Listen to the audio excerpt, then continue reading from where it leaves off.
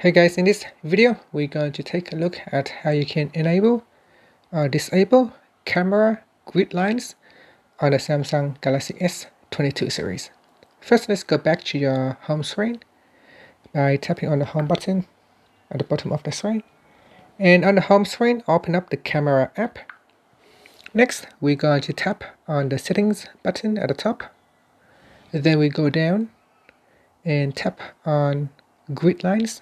So tap on the switch to turn it on or switch it off. So let's say I'm going to switch it on now. And if I go back to my camera, you can see the grid lines divided into 9 different rectangles. And that's it. So if you look here, you can see the white grid line right here. And finally, I'm going to go back in and switch it off. Then you can tap on the home button to go back to the home screen.